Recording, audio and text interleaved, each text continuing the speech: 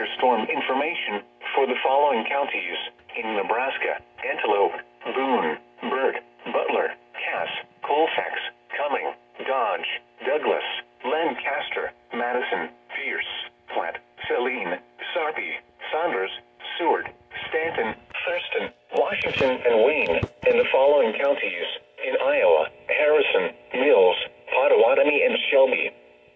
Winter storm watch remains in effect from Wednesday morning through Thursday morning. What? Heavy snow possible.